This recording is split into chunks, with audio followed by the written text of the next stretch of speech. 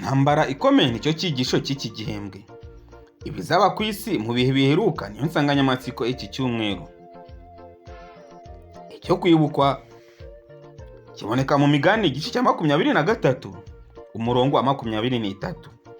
Gura ukuri ntuguranirwe. Gura ukuri ntuguranure. Gura ubwenge ntukwigishwa n'ubuhanga. Ingingo dufite kuri uyu munsi iravuga ngo imvura y'umuhindo n'imvura y'itumba. Mbere yuko tujya mbere muri iki cyigisho cyacu, dusenga Imana. Uwiteka, turagushimye, turaguhimbaje, uhabwe icyubahiro. Wakomeje kubana natwe n'uyu munsi wa none, ndagira ngo ukomeze ubane natwe, utuyobore no muri iki cyigisho cy'uyu munsi. Ubuntu bwawe bukomeze ubane natwe, nibyo dusabiye ubuntu mu izina rya Yesu Kristo umwami wacu, amen. Imvura y'umuhindo n'imvura y'itumba. Dusome amagambo aboneka mu gitabo cy'umuhanuzi Yoeli igice cya 2, turebe umurongo wa 21 tugeze 24. N'ibyakozwe n'intumwa igice cya 2 umurongo wa 1 tugeze wa 4, dusome n'uwa 41 tugeze 7. Mbese n'ubwe buhanuzi bwasohoye mu kinyejana cya mbere, ni izihe ngaruka bwagize? Reka dusome aya magambo nk'uko aboneka mu gitabo cy'umuhanuzi Yoeli. Yoeli 2 umurongo wa 21 tugeze wa 24. Ntutinye wasiwe, nezerwa kandi wishime, kuko Uwiteka akoze ibikomeye. Nimutinye mwa nyamaswa zo mu ishyamba mwe, kuko ubwatsi bwo mu butayu bumeze, n'ibiti byeze imbuto zabyo, umutini n'umuzabibu byeze cyane. Noneho munezerwe bantu b'i Siyoni mwe, mwishimire Uwiteka Imana yanyu, kuko ibahaye imvura y'umuhindo ku rugero rukwiriye, kandi ibavubiye imvura y'umuhindo n'iy'itumba nk'ubwa mbere. Imbuga zizadendezwaho ingano, kandi imivure izuzura vino n'amavuta ya elayo isesekare. Reka dusome no mu byakozwe n'intumwa igice cyaho cya 2, tureberamwe umurongo wa 1 kugeza wa 4, maze twogere turebe umurongo wa 41 tugeze 47. Ibyakozwe n'intumwa igice cya 2 umurongo wa 1 kugeza wa 4. Umutwe w'amagambo uravuga ngo uko umwuka wera yamanukiye intumwa. Umunsi wa Pentekote usohoye, bose bari hamwe mu mwanya umwe bahuje umutima. Nuko umuriri ubatungura uvuye mu ijuru, umeze nk'umuyaga uhuha cyane, ukwira inzu bari bicayemo. Haboneka indimi zigabanyije zisa n'umuriro, ururimi rujya ku muntu wese wo muri bo. Bose buzuzwa umwuka wera, batangira kuvuga izindi ndimi nk'uko umwuka yabahaye kuzivuga. 41 kugeza 47. Umutwe w'amagambo uravuga ngo abantu 3,000 bahindukira Imana. 41. Nuko abemeye amagambo ye barabatizwa. Abongewe ku basanzwe kuri uwo munsi baba nk'ibihumbi 3. Bahoraga bashishikariye iby'intumwa zigishaga, bagasangira ibyabo no kumanyagura umutsima no gusenga. Uko abakristo ba mbere basangiraga ibyabo. 43. Abantu bose bagiraga ubwoba, nuko intumwa zikora ibitangaza n'ibimenyetso byinshi. Abizeye bose babaga hamwe bagasangira ibyabo byose, ubutunzi bwabo n'ibintu byabo barabiguraga bakabigabanya bose nk'uko umuntu akennye. Kandi iminsi yose bakomezaga kujya mu rusengero n'umutima uhuye n'iwabo bakamanyagurira umutsima bakarya bishimye bafite imitima itishima. Bahimbaza Imana bashimwa n'abantu bose, kandi uko bukeye Umwami Imana ikabongerera abakizwa. Gusuka ku Mwuka Wera ku munsi wa Pentekote kwatangije itorero rya Gikristo mu buryo bufite imbaraga. Abantu 3,000 bihannye umunsi umwe. Ibyakozwe n'intumwa bigaragaza igitangaza cy'ubuntu buhindura bw'Imana. Benshi mu bumvise iryo jambo ry'Imana barizera. Umubare w'abagabo uragwira uba nk'ibihumbi 3, uba nk'ibihumbi 5. Abizera 120 nibo bonyine bari bateraniye hamwe. Ariko isengesho ryazanye impinduka ikomeye. Mu kanya gato itorero ryongerewe abizera benshi, ndetse n'abatambyi benshi bumvira uko kwizera. Aha rero ubwo abizera bari bateraniye hamwe basaba imbaraga za Mwuka Wera, basenga Imana, ku munsi wa Pentekote Imana yakoze igitangaza, ibaha imbaraga, kandi Imana ibongerera abakizwa. Abantu basanga 3,000 nibo babatijwe ku munsi umwe, kandi umubare w'abagabo uragwira uba nk'ibihumbi 5.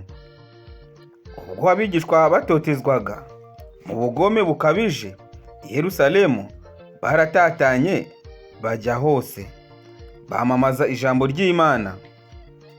Mbega ubuhamya bufite imbaraga bugaragaza iby'itorero rya mbere ryabashije kugeraho.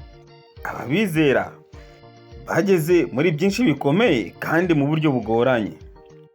Ubu ni ubuhamya bukomeye kandi bufite imbaraga nyinshi. Itorero rya mbere ryageze kuri byinshi cyane kandi mu buryo bugoranye buruhije. Hagiye hahangwa amatorero i Yudaya, i Samariya n'i Galilaya. Amaze guhinduka, intumwa Pawulo yamamaje Kristo ahakikije inyanja ya Mediterane. Abayuda bamwe b'i Tesalonike barwanyije ubutumwa bwiza, maze baravuga bati, abubitse ibihugu byose baje nino. Binyuze mu mbaraga za Mwuka Wera, abigishwa bagejeje ubutumwa mu isi y'icyo gihe mu gihe gito cyane. Ubuhanuzi bwa Yoweli bwerekeranye n'imvura y'umuhindo bwasohoye ku munsi wa Pentekote. Ariko imvura y'itumba izagwana imbaraga kugira ngo iteguze umusaruro uheruka w'isi. Aha rero ababigishwa ba Kristo ba Yesu bamamaje ubutumwa mu mbaraga ikomeye cyane. Mu isi y'icyo gihe babashije kwamamaza ubutumwa ku isi yose, kuko Imana yari yabasukiye imvura y'umuhindo. Ubuhanuzi bwa Yoweli igice cya 2 bugaragaza iby'imvura y'umuhindo yagombaga gusukirwa ubwoko bw'Imana bwari busohoye icyo gihe, ubwo umunsi wa Pentekote warugeze. Ko nshuti bakundwa, iby'imvura y'itumba izagwana imbaraga kugira ngo iteguze umusaruro uheruka w'isi. Muri iki gihe hategerejwe imvura y'itumba.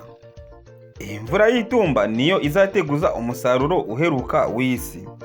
Reka dusome aya masomo aboneka muri Zekariya igice cya 4 umurongo wa 6, dusome igice cya 10 umurongo wa 1, dusome Hoseya igice cya 6 umurongo wa 3, na Yakobo igice cya 5 umurongo wa 7 n'uwa 8. Ukurikije ibivugwa muri iyo mirongo, ni mu buhe buryo umurimo w'Imana wo ku isi uzarangira?